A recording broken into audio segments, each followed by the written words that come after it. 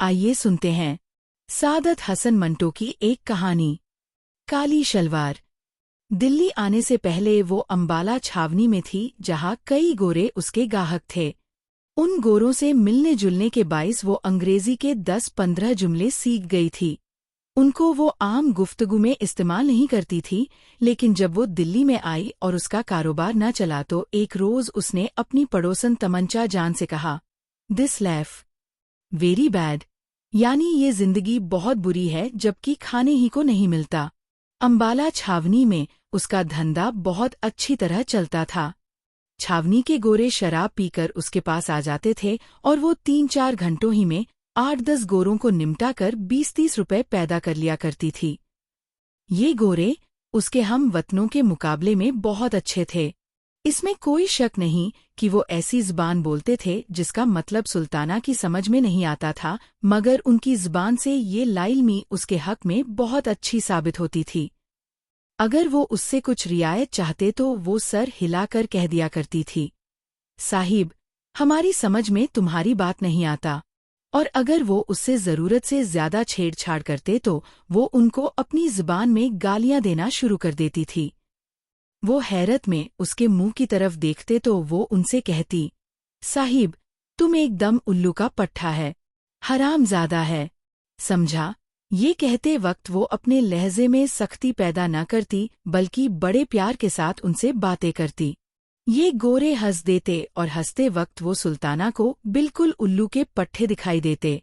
मगर यहाँ दिल्ली में वो जब से आई थी, एक गोरा भी उसके यहाँ नहीं आया था। 3 महीने उसको हिंदुस्तान के इस शहर में रहते हो गए थे, जहाँ उसने सुना था कि बड़े लॉट साहब रहते हैं, जो गर्मियों में शिमले चले जाते हैं। मगर सिर्फ 6 आदमी उसके पास आए थे। सिर्फ 6, यानी महीने में 2, और उन 6 ग्राहकों से उसने खुदा झूठ न बुलवाए तो 18.5 रुपए वसूल किए थे। 3 रुपए से ज्यादा पर कोई मानता ही नहीं था। सुल्ताना ने उनमें से 5 आदमियों को अपना रेट 10 रुपए बताया था, मगर तज्जुब की बात है कि उनमें से हर एक ने यही कहा, भाई हम 3 रुपए से एक कौड़ी ज्यादा न देंगे। न जाने क्या बात थी कि उनमें से हर एक ने उसे सिर्फ 3 रुपए के काबिल समझा। चुनाचे जब छठा आया तो उसने खुद उससे कह, देखो, मैं 3 रुपए एक टेम के लूंगी, इससे एक धेला तुम कम कहो तो मैं न लूंगी। अब तुम्हारी मर्जी हो तो रहो वरना जाओ। छठे आदमी ने ये बात सुनकर तकरार न की और उसके हाथ ठहर गया। जब दूसरे कमरे में दरवाजे बंद करके वो अपना कोट उतारने लगा तो सुल्ताना ने कहा, लाइए 1 रुपया दूध का। उसने 1 रुपया तो न दिया, लेकिन नए बादशाह की चमकती हुई अठन्नी जेब में से निकालकर उसको दे दी और सुल्ताना ने भी चुपके से ले ली कि चलो जो आया है गनीमत है। 18.5 रुपए 3 महीनों में, 20 रुपए माहवार तो इस कोठे का किराया था, जिसको मालिक मकान अंग्रेजी ज़बान में फ्लैट कहता था। उस फ्लैट में ऐसा पाखाना था जिसमें ज़ंजीर खींचने से सारी गंदगी पानी के जोर से एकदम नीचे नल में गायब हो जाती थी और बड़ा शोर होता था। शुरू में तो उस शोर ने उसे बहुत डराया था। पहले दिन जब वो रफ़ाए हाजत के लिए उस पाखाना में गई तो उसके कमर में शिद्दत का दर्द हो रहा था। फारिग होकर जब उठने लगी तो उसने लटकी हुई ज़ंजीर का सहारा ले लिया। उस ज़ंजीर को देखकर उसने ख्याल किया, चूंकि ये मकान खास हम लोगों की रिहाइश के लिए तैयार किए गए हैं, ये ज़ंजीर इसलिए लगाई गई है कि उठते वक्त तकलीफ ना हो और सहारा मिल जाया करे। मगर जूं ही उसने ज़ंजीर पकड़कर उठना चाहा, ऊपर खटखट सी हुई और फिर एकदम पानी इस शोर के साथ बाहर निकला कि डर के मारे उसके मुंह से चीख निकल गई। खुदा बख्श दूसरे कमरे में अपना फोटोग्राफी का सामान दुरुस्त कर रहा था और एक साफ बोतल में हाइड्रोक्विनोन डाल रहा था कि उसने सुल्ताना की चीख सुनी। दौड़कर वह बाहर निकला और सुल्ताना से पूछा, क्या हुआ? ये चीख तुम्हारी थी? सुल्ताना का दिल धड़क रहा था। उसने कहा, ये मुआ पाखाना है या क्या है? बीच में ये रेलगाड़ियों की तरह ज़ंजीर क्या लटका रखी है? मेरी कमर में दर्द था, मैंने कहा चलो इसका सहारा ले लूंगी, पर इस मुए ज़ंजीर को छेड़ना था कि वो धमाका हुआ कि मैं तुमसे क्या कहूँ। इस पर खुदाबख्श बहुत हंसा था और उसने सुल्ताना को इस पैखाने की बाबत सब कुछ बता दिया था कि ये नए फैशन का है जिसमें ज़ंजीर हिलाने से सब गंदगी नीचे ज़मीन में धंस जाती है। खुदाबख्श और सुल्ताना का आपस में कैसे संबंध हुआ ये एक लंबी कहानी है। खुदाबख्श रावलपिंडी का था। एंट्रेंस पास करने के बाद उसने लारी चलाना सीखा। चुनाचे 4 बरस तक वो रावलपिंडी और कश्मीर के दरमियान लारी चलाने का काम करता रहा। इसके बाद कश्मीर में उसकी दोस्ती एक औरत से हो गई। उसको भगाकर वो लाहौर ले आया। लाहौर में चूंकि उसको कोई काम न मिला, इसलिए उसने औरत को पेशे बिठा दिया। 2-3 बरस तक ये सिलसिला जारी रहा और वो औरत किसी और के साथ भाग गई। खुदाबख्श को मालूम हुआ कि वो अंबाला में है। वो उसकी तलाश में अंबाला आया जहां उसको सुल्ताना मिल गई। सुल्ताना ने उसको पसंद किया, चुनाचे दोनों का संबंध हो गया। खुदाबख्श के आने से एकदम सुल्ताना का कारोबार चमक उठा। औरत चूंकि जी फुलेतिकाद थी, इसलिए उसने समझा कि खुदाबख्श बड़ा भागवान है जिसके आने से इतनी तरक्की हो गई। चुनाचे इस खुश एतिकादी ने खुदाबख्श की वक़्त उसकी नज़रों में और भी बढ़ा दी। खुदाबख्श आदमी मेहनती था। सारा दिन हाथ पर हाथ धरकर बैठना पसंद नहीं करता था। चुनाचे उसने एक फोटोग्राफर से दोस्ती पैदा की जो रेलवे स्टेशन के बाहर मिनट कैमरे से फ़ोटो खींचा करता था। इसलिए उसने फ़ोटो खींचना सीख लिया। फिर सुल्ताना से 60 रुपए लेकर कैमरा भी खरीद लिया। आहिस्ता आहिस्ता एक पर्दा बनवाया, 2 कुर्सियां खरीदीं और फोटो धोने का सब सामान लेकर उसने अलाहिदा अपना काम शुरू कर दिया। काम चल निकला। चुनाचे उसने थोड़ी ही देर के बाद अपना अड्डा अंबाले छावनी में कायम कर दिया। यहाँ वो गोरों के फोटो खींचता रहता। 1 महीने के अंदर अंदर उसकी छावनी के मुतद्दिद गोरों से वाकफियत हो गई। चुनाचे वो सुल्ताना को वहीं ले गया। यहाँ छावनी में खुदाबख्श के जरिए से कई गोरे सुल्ताना के मुस्तकिल गाहक बन गए और उसकी आमदनी पहले से दोगुनी हो गई। सुल्ताना ने कानों के लिए बुंदे खरीदे। 5.5 तोले की 8 कनगनियां भी बनवा लीं। 10-15 अच्छी साड़ियां भी जमा कर लीं। घर में फर्नीचर वगैरह भी आ गया। किस्सा मुख्तसर ये कि अंबाला छावनी में वो बड़ी खुशहाल थी, मगर एक ही न जाने खुदाबख्श के दिल में क्या समाई कि उसने दिल्ली जाने की ठान ली। सुल्ताना इनकार कैसे करती जबकि खुदाबख्श को अपने लिए बहुत मुबारक ख्याल करती थी। उसने खुशी खुशी दिल्ली जाना कबूल कर लिया। बल्कि उसने ये भी सोचा कि इतने बड़े शहर में जहां लॉट साहब रहते हैं उसका धंधा और भी अच्छा चलेगा। अपनी सहेलियों से वो दिल्ली की तारीफ सुन चुकी थी। फिर वहां हज़रत निज़ाम उद्दीन औलिया की खानकाह थी जिससे उसे बेहद अकीदत थी। चुनाचे जल्दी जल्दी घर का भारी सामान बेच बाचकर वो खुदाबख्श के साथ दिल्ली आ गई। यहाँ पहुंचकर खुदाबख्श ने 20 रुपए माहवार पर एक छोटा सा फ्लैट ले लिया जिसमें वो दोनों रहने लगे। एक ही किस्म के नए मकानों की लंबी सी तार सड़क के साथ साथ चली गई थी। म्यूनिसिपल कमेटी ने शहर का ये हिस्सा खास कस्बियों के लिए मुकर्रर कर दिया था ताकि वो शहर में जगह जगह अपने अड्डे न बनाएं। नीचे दुकानें थीं और ऊपर 2 मंजिला रिहायशी फ्लैट। चूंकि सब इमारतें एक ही डिजाइन की थीं, इसलिए शुरू में सुल्ताना को अपना फ्लैट तलाश करने में बहुत दिक्कत महसूस हुई थी, पर जब नीचे लॉन्ड्री वाले ने अपना बोर्ड घर की पेशानी पर लगा दिया तो उसको एक पक्की निशानी मिल गई। यहाँ मैले कपड़ों की धुलाई की जाती है। ये बोर्ड पढ़ते ही वो अपना फ्लैट तलाश कर लिया करती थी। इसी तरह उसने और बहुत सी निशानियां कायम कर ली थी। मसलन बड़े बड़े हुरूफ में जहाँ कोयलों की दुकान लिखा था, वहाँ उसकी सहेली हीरा बाई रहती थी जो कभी कभी रेडियो घर में गाने जाया करती थी।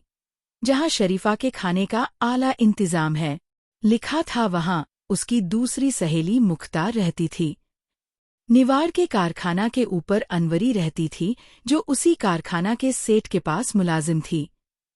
चूंकि सेठ साहब को रात के वक्त अपने कारखाने की देखभाल करना होती थी, इसलिए वो अनवरी के पास ही रहते थे। दुकान खोलते ही गाहक थोड़े ही आते हैं। चुनाचे जब 1 महीने तक सुल्ताना बेकार रही तो उसने यही सोचकर अपने दिल को तसल्ली दी पर जब 2 महीने गुजर गए और कोई आदमी उसके कोठे पर न आया तो उसे बहुत तशवीश हुई। उसने खुदाबख्श से कहा, क्या बात है खुदाबख्श, 2 महीने आज पूरे हो गए हैं हमें यहाँ आए हुए, किसी ने इधर का रुख भी नहीं किया। मानती हूँ आजकल बाजार बहुत मंदा है, पर इतना मंदा भी तो नहीं कि महीने भर में कोई शक्ल देखने ही में न आए। खुदा बख्श को भी ये बात बहुत अरसा से खटक रही थी मगर वो खामोश था। पर जब सुल्ताना ने खुद बात छेड़ी तो उसने कहा, मैं कई दिनों से इसकी बाबत सोच रहा हूँ। एक बात समझ में आती है, वो ये कि जंग की वजह से लोग बाग दूसरे धंधों में पड़कर इधर का रास्ता भूल गए हैं, या फिर ये हो सकता है कि वो इसके आगे कुछ कहने ही वाला था कि सीढ़ियों पर किसी के चढ़ने की आवाज आई। खुदा बख्श और सुल्ताना दोनों इस आवाज की तरफ मुतवज्जा हुए। थोड़ी देर के बाद दस्तक हुई। खुदा बख्श ने लपक कर दरवाज़ा खोला। एक आदमी अंदर दाखिल हुआ। ये पहला गाहक था जिससे 3 रुपए में सौदा तय हुआ। इसके बाद 5 और आए यानी 3 महीने में 6, जिनसे सुल्ताना ने सिर्फ 18.5 रुपए वसूल किए। 20 रुपए माहवार तो फ्लैट के किराए में चले जाते थे। पानी का टैक्स और बिजली का बिल जुदा था। इसके अलावा घर के दूसरे खर्च थे। खाना पीना, कपड़े लत्ते, दवा दारू और आमदन कुछ भी नहीं थी। 18.5 रुपए 3 महीने में आए तो उसे आमदन तो नहीं कह सकते। सुल्ताना परेशान हो गई। 5.5 तोले की 8 कनगनियां जो उसने अंबाले में बनवाई थीं, आहिस्ता आहिस्ता बिक गईं। आखिरी कनगनी की जब बारी आई तो उसने खुदाबख्श से कहा, तुम मेरी सुनो और चलो वापस अंबाले में। यहाँ क्या धरा है? भई होगा, पर हमें तो ये शहर रास नहीं आया। तुम्हारा काम भी वहाँ खूब चलता था। चलो वहीं चलते हैं। जो नुकसान हुआ है उसको अपना सर सदका समझो। इस कनगनी को बेच कर आओ। मैं असबाब वगैरह बांध कर तैयार रखती हूँ। आज रात की गाड़ी से यहाँ से चल देंगे। खुदाबख्श ने कनगनी सुल्ताना के हाथ से ले ली और कहा, नहीं जाने मन, अंबाला अब नहीं जाएंगे, यही दिल्ली में रहकर कमाएंगे। ये तुम्हारी चूड़ियाँ सब की सब यहीं वापस आएंगी। अल्लाह पर भरोसा रखो, वो बड़ा कारसाज है। यहाँ भी वो कोई न कोई असबाब बना ही देगा। सुल्ताना चुप हो रही। चुनाचे आखिरी कनगनी हाथ से उतर गई। बचे हाथ देखकर उसको बहुत दुख होता था, पर क्या करती, पेट भी तो आखिर किसी हीले से भरना था। जब 5 महीने गुजर गए और आमदन खर्च के मुकाबले में चौथाई से भी कुछ कम रही तो सुल्ताना की परेशानी और ज्यादा बढ़ गई। खुदाबख्श भी सारा दिन अब घर से गायब रहने लगा था। सुल्ताना को इसका भी दुख था। इसमें कोई शक नहीं कि पड़ोस में उसकी 2-3 मिलने वालियां मौजूद थीं, जिनके साथ वो अपना वक्त काट सकती थी, पर हर रोज उनके यहाँ जाना और घंटों बैठे रहना उसको बहुत बुरा लगता था। चुनांचे आहिस्ता आहिस्ता उसने उन सहेलियों से मिलना जुलना बिल्कुल तर्क कर दिया। सारा दिन वो अपने सुनसान मकान में बैठी रहती, कभी छालियाँ काटती रहती, कभी अपने पुराने और फटे हुए कपड़ों को सीती रहती और कभी बाहर बालकोनी में आकर जंगले के साथ खड़ी हो जाती और सामने रेलवे शेड में साकित और मुतहरिक इंजनों की तरफ घंटों बेमतलब देखती रहती। सड़क की दूसरी तरफ माल गोदाम था जो इस कोने से उस कोने तक फैला हुआ था। दाहिने हाथ को लोहे की छत के नीचे बड़ी बड़ी गांठें पड़ी रहती थीं और हर किस्म के माल असबाब के ढेर से लगे रहते थे। बाएं हाथ को खुला मैदान था जिसमें बेशुमार रेल की पटड़ियां बिछी हुई थीं। धूप में लोहे की ये पटड़ियां चमकती तो सुल्ताना अपने हाथों की तरफ देखती जिन पर नीली नीली रगें बिल्कुल इन पटड़ियों की तरह उभरी रहती थी। इस लंबे और खुले मैदान में हर वक्त इंजन और गाड़ियां चलती रहती थीं, कभी इधर कभी उधर। उन इंजनों और गाड़ियों की छक छक फुक सदा गूंजती रहती थी। सुबह सवेरे जब वो उठकर बालकोनी में आती तो एक अजीब समा नजर आता। धुंधलके में इंजनों के मुंह से गाढ़ा गाढ़ा धुआं निकलता था और गदले आसमान की जानिब मोटे और भारी आदमियों की तरह उठता दिखाई देता था। भाप के बड़े बड़े बादल भी एक शोर के साथ पटड़ियों से उठते थे और आँख झपकने की देर में हवा के अंदर घुल मिल जाते थे। फिर कभी कभी जब वो गाड़ी के किसी डिब्बे को जिसे इंजन ने धक्का देकर छोड़ दिया हो अकेले पटरियों पर चलता देखती तो उसे अपना ख्याल आता। वो सोचती कि उसे भी किसी ने जिंदगी की पटरी पर धक्का देकर छोड़ दिया है और वो खुद ब खुद जा रही है। दूसरे लोग कांटे बदल रहे हैं और वो चली जा रही है, न जाने कहाँ। फिर एक रोज ऐसा आएगा जब इस धक्के का जोर आहिस्ता आहिस्ता खत्म हो जाएगा और वो कहीं रुक जाएगी, किसी ऐसे मुकाम पर जो उसका देखा भाला न होगा। यूं तो वो बेमतलब घंटों रेल की इन टेढ़ी बांकी पटरियों और ठहरे और चलते हुए इंजनों की तरफ देखती रहती थी, पर तरह तरह के ख्याल उसके दिमाग में आते रहते थे। अंबाला छावनी में जब वो रहती थी तो स्टेशन के पास ही उसका मकान था, मगर वहां उसने कभी इन चीजों को ऐसी नजरों से नहीं देखा था। अब तो कभी कभी उसके दिमाग में ये भी ख्याल आता कि ये जो सामने रेल की पटरियों का जाल सा बिछा है और जगह जगह से भाप और धुआं उठ रहा है, एक बहुत बड़ा चकला है। बहुत सी गाड़ियां हैं जिनको चंद मोटे मोटे इंजन इधर उधर धकेलते रहते हैं। सुल्ताना को तो बाज औकात ये इंजन सेठ मालूम होते हैं जो कभी कभी अंबाला में उसके यहाँ आया करते थे। फिर कभी कभी जब वो किसी इंजन को आहिस्ता आहिस्ता गाड़ियों की तार के पास से गुजरता देखती तो उसे ऐसा महसूस होता कि कोई आदमी चकले के किसी बाजार में से ऊपर कोठों की तरफ देखता जा रहा है। सुल्ताना समझती थी कि ऐसी बातें सोचना दिमाग की खराबी का बाइस है। चुनाचे जब इस किस्म के ख्याल उसको आने लगे तो उसने बालकोनी में जाना छोड़ दिया। खुदा बख्श से उसने बारहा कहा, देखो मेरे हाल पर रहम करो, यहाँ घर में रहा करो, मैं सारा दिन यहाँ बीमारों की तरह पड़ी रहती हूँ। मगर उसने हर बार सुल्ताना से ये कहकर उसकी तशफ़ी कर दी, जान ऐमन, मैं बाहर कुछ कमाने की फिक्र कर रहा हूँ। अल्लाह ने चाहा तो चंद दिनों ही में बेड़ा पार हो जाएगा। पूरे 5 महीने हो गए थे मगर अभी तक न सुल्ताना का बेड़ा पार हुआ था न खुदा बख्श का। मुहर्रम का महीना सर पर आ रहा था मगर सुल्ताना के पास काले कपड़े बनवाने के लिए कुछ भी न था। मुख्तार ने लेडी हैमिल्टन की एक नई वज़ा की कमीज बनवाई थी जिसकी आस्तीन ने काली जॉर्जेट की थी। इसके साथ मैच करने के लिए उसके पास काली साटिन की शलवार थी जो काजल की तरह चमकती थी। अनवरी ने रेशमी जॉर्जेट की एक बड़ी नफीस साड़ी खरीदी थी। उसने सुल्ताना से कहा था कि वो इस साड़ी के नीचे सफ़ेद बोस्की का पेटीकोट पहनेगी क्योंकि ये नया फैशन है।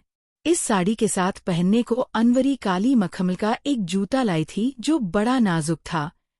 सुल्ताना ने जब ये तमाम चीज़ें देखीं तो उसको इस एहसास ने बहुत दुख दिया कि वो मुहर्रम मनाने के लिए ऐसा लिबास खरीदने की इस्तिताअत नहीं रखती। अनवरी और मुख्तार के पास ये लिबास देखकर जब वो घर आई तो उसका दिल बहुत मगमूम था। उसे ऐसा मालूम होता था कि फोड़ा सा उसके अंदर पैदा हो गया है। घर बिल्कुल खाली था।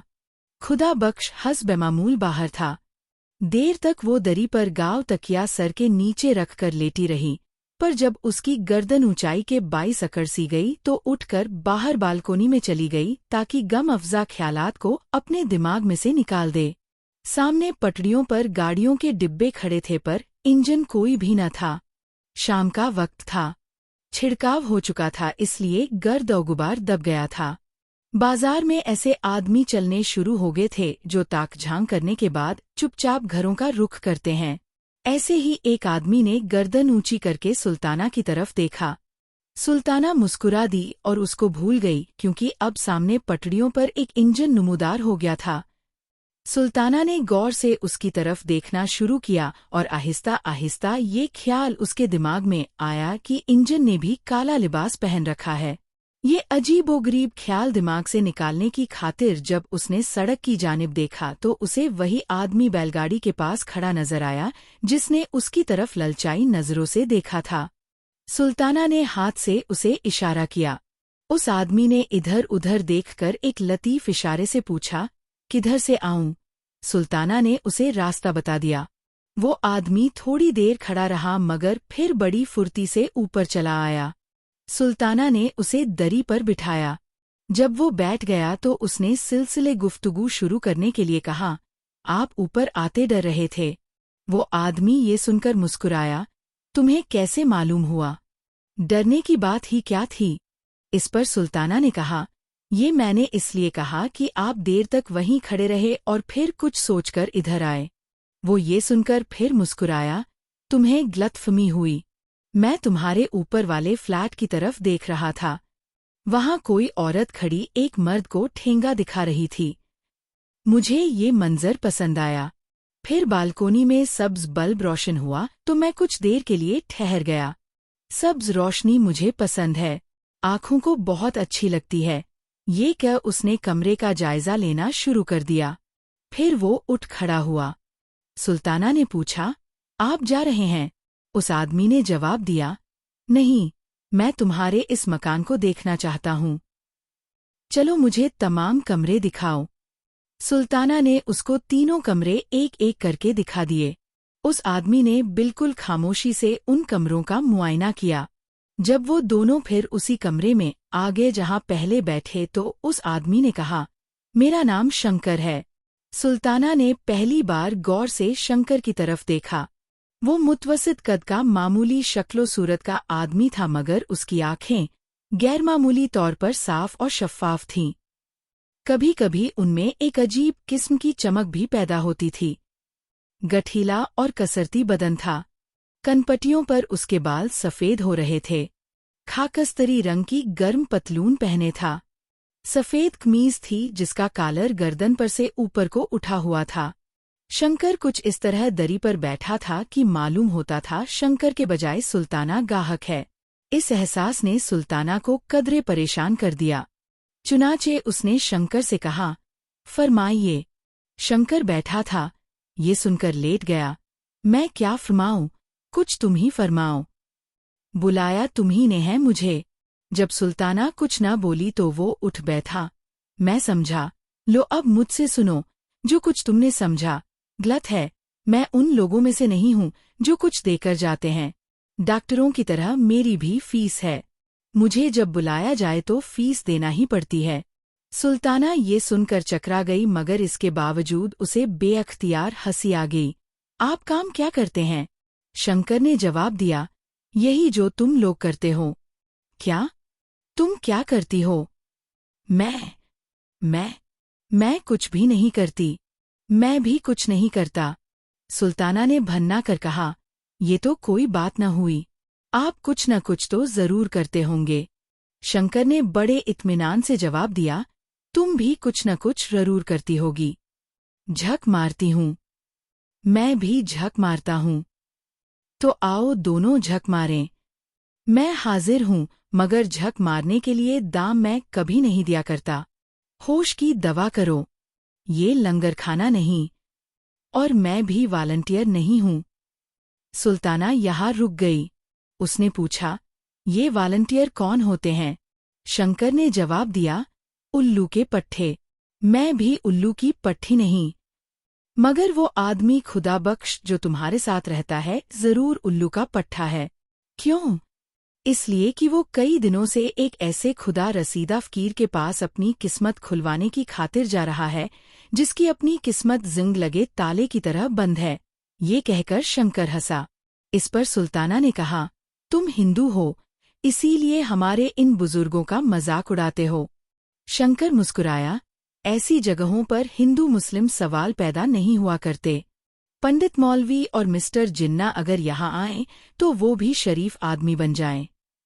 जाने तुम क्या ऊट पटांग बातें करते हो, बोलो रहोगे उसी शर्त पर जो पहले बता चुका हूँ। सुल्ताना उठ खड़ी हुई, तो जाओ रास्ता पकड़ो। शंकर आराम से उठा। पतलून की जेबों में उसने अपने दोनों हाथ ठूंसे और जाते हुए कहा, मैं कभी कभी इस बाजार से गुजरा करता हूँ। जब भी तुम्हें मेरी जरूरत हो बुला लेना। मैं बहुत काम का आदमी हूँ। शंकर चला गया और सुल्ताना काले लिबास को भूलकर देर तक उसके मुतल्लिक सोचती रही। उस आदमी की बातों ने उसके दुख को बहुत हल्का कर दिया था। अगर वो अंबाले में आया होता जहाँ कि वो खुशहाल थी तो उसने किसी और ही रंग में उस आदमी को देखा होता और बहुत मुमकिन है कि उसे धक्के देकर बाहर निकाल दिया होता, मगर यहाँ चूंकि वो बहुत उदास रहती थी इसलिए शंकर की बातें उसे पसंद आईं। शाम को जब खुदाबख्श आया तो सुल्ताना ने उससे पूछा, तुम आज सारा दिन किधर गायब रहे हो? खुदाबख्श थककर चूर चूर हो रहा था। कहने लगा, पुराने किला के पास से आ रहा हूँ। वहां एक बुजुर्ग कुछ दिनों से ठहरे हुए हैं, उन्हीं के पास हर रोज जाता हूँ कि हमारे दिन फिर जाएं। कुछ उन्होंने तुमसे कहा? नहीं, अभी वो मेहरबान नहीं हुए। पर सुल्ताना, मैं जो उनकी खिदमत कर रहा हूँ वो अकारत कभी नहीं जाएगी। अल्लाह का फजल शामिल हाल रहा तो जरूर वारे न्यारे हो जाएंगे। सुल्ताना के दिमाग में मुहर्रम मनाने का ख्याल समाया हुआ था।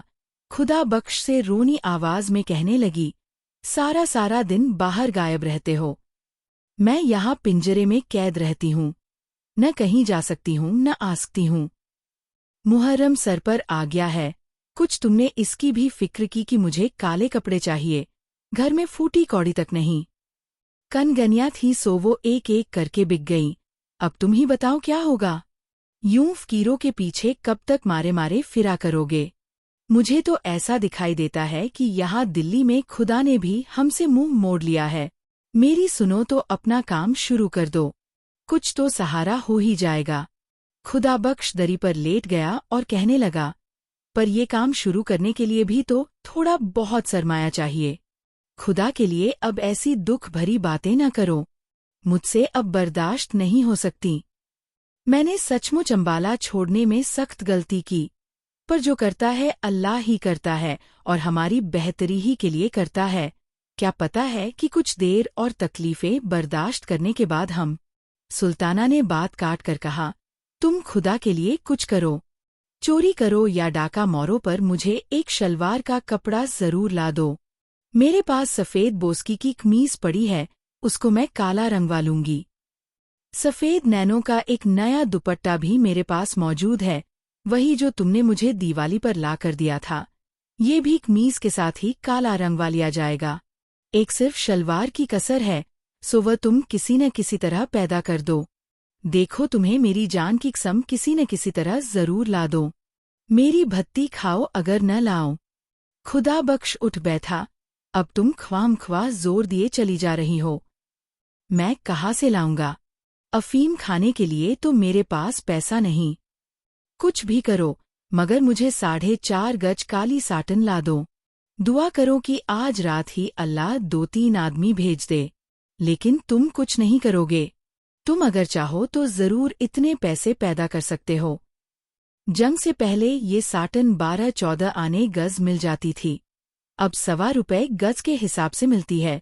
4.5 गजों पर कितने रुपए खर्च हो जाएंगे? अब तुम कहती हो तो मैं कोई हीला करूंगा। ये कहकर खुदाबख्श उठा, लो अब इन बातों को भूल जाओ, मैं होटल से खाना ले आऊं। होटल से खाना आया, दोनों ने मिलकर जहर मार किया और सो गए। सुबह हुई, खुदाबख्श पुराने किले वाले फकीर के पास चला गया और सुल्ताना अकेली रह गई। कुछ देर लेटी रही, कुछ देर सोई रही, इधर उधर कमरों में टहलती रही। दोपहर का खाना खाने के बाद उसने अपना सफेद नैनों का दुपट्टा और सफेद बोस्की की कमीज निकाली और नीचे लॉन्ड्री वाले को रंगने के लिए दे आई। कपड़े धोने के अलावा वहां रंगने का काम भी होता था। ये काम करने के बाद उसने वापस आकर फिल्मों की किताबें पढ़ी, जिनमें उसकी देखी हुई फिल्मों की कहानी और गीत छपे हुए थे। ये किताबें पढ़ते पढ़ते वो सो गई। जब उठी तो 4 बज चुके थे, क्योंकि धूप आंगन में से मोरी के पास पहुंच चुकी थी। नहा धोकर फारिग हुई तो गर्म चादर ओढ़कर बालकोनी में आ खड़ी हुई। करीबन 1 घंटा सुल्ताना बालकोनी में खड़ी रही। अब शाम हो गई थी, बत्तियां रोशन हो रही थीं। नीचे सड़क में रौनक के आसार नजर आने लगे। सर्दी में थोड़ी सी शिद्दत हो गई थी, मगर सुल्ताना को ये नागवार मालूम न हुई। वो सड़क पर आते जाते टांगों और मोटरों की तरफ एक अरसा से देख रही थी। दफ्तन उसे शंकर नजर आया। मकान के नीचे पहुंचकर उसने गर्दन ऊंची की और सुल्ताना की तरफ देखकर मुस्कुरा दिया। सुल्ताना ने गैर इरादी तौर पर हाथ का इशारा किया और उसे ऊपर बुला लिया। जब शंकर ऊपर आ गया तो सुल्ताना बहुत परेशान हुई कि उससे क्या कहे। दरअसल उसने ऐसे ही बिला सोचे समझे उसे इशारा कर दिया था। शंकर बेहद मुतमिन था, जैसे उसका अपना घर है।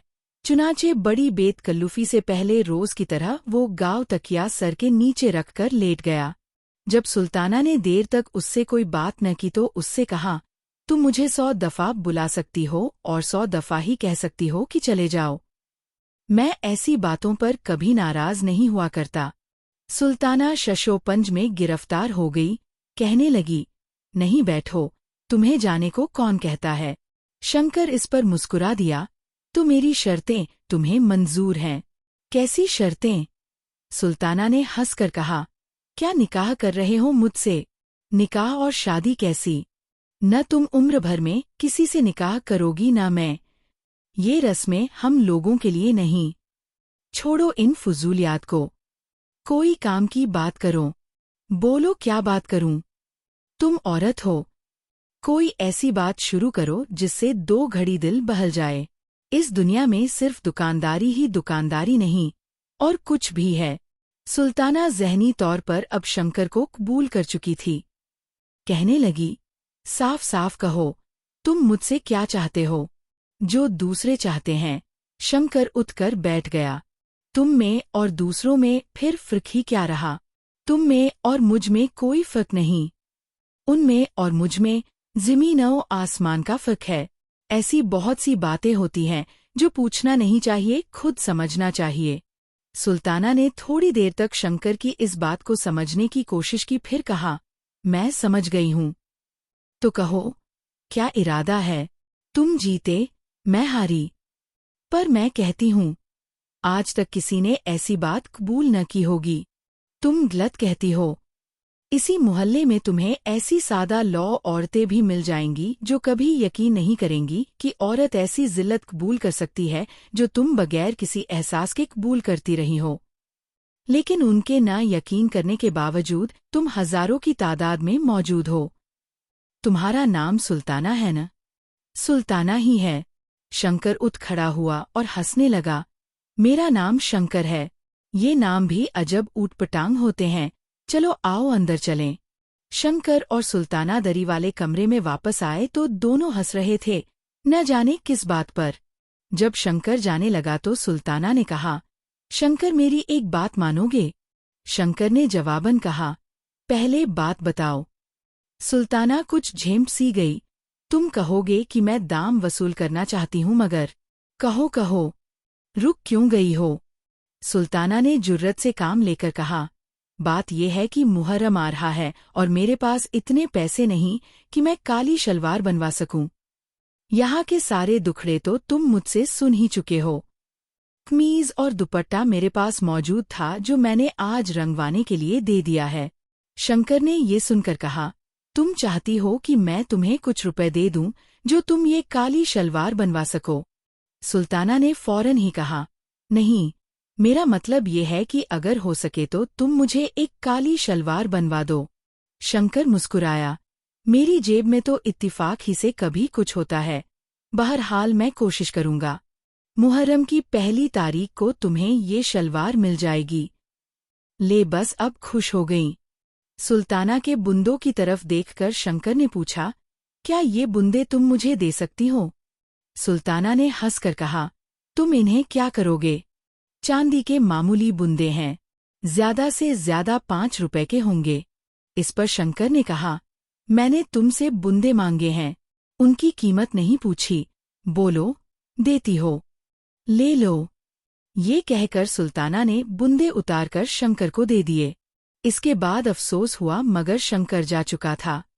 सुल्ताना को कतन यकीन नहीं था कि शंकर अपना वादा पूरा करेगा, मगर 8 रोज के बाद मुहर्रम की 1 तारीख को सुबह 9 बजे दरवाजे पर दस्तक हुई। सुल्ताना ने दरवाज़ा खोला तो शंकर खड़ा था। अखबार में लिपटी हुई चीज़ उसने सुल्ताना को दी और कहा, साटन की काली शलवार है, देख लेना, शायद लंबी हो। अब मैं चलता हूँ। शंकर शलवार देकर चला गया और कोई बात उसने सुल्ताना से न की। उसकी पतलून में शिकने पड़ी हुई थी, बाल बिखरे हुए थे। ऐसा मालूम होता है कि अभी अभी सोकर उठा है और सीधा इधर ही चला आया है। सुल्ताना ने कागज खोला। साटन की काली शलवार थी, ऐसी ही जैसी कि वो अनवरी के पास देख कर आई थी। सुल्ताना बहुत खुश हुई। बुंदो और इस सौदे का जो अफसोस उसे हुआ था, इस शलवार ने और शंकर की वादा ईफाई ने दूर कर दिया। दोपहर को वो नीचे लॉन्ड्री वाले से अपनी रंगी हुई कमीज और दुपट्टा लेकर आई। तीनों काले कपड़े उसने जब पहन लिए तो दरवाजे पर दस्तक हुई। सुल्ताना ने दरवाज़ा खोला तो अनवरी अंदर दाखिल हुई। उसने सुल्ताना के तीनों कपड़ों की तरफ देखा और कहा, कमीज और दुपट्टा तो रंगा हुआ मालूम होता है, पर ये शलवार नहीं है, कब बनवाई? सुल्ताना ने जवाब दिया, आज ही दर्जी लाया है। ये कहते हुए उसकी नज़रें अनवरी के कानों पर पड़ी। ये बुंदे तुमने कहाँ से लिए? अनवरी ने जवाब दिया, आज ही मंगवाए हैं। इसके बाद दोनों को थोड़ी देर तक खामोश रहना पड़ा।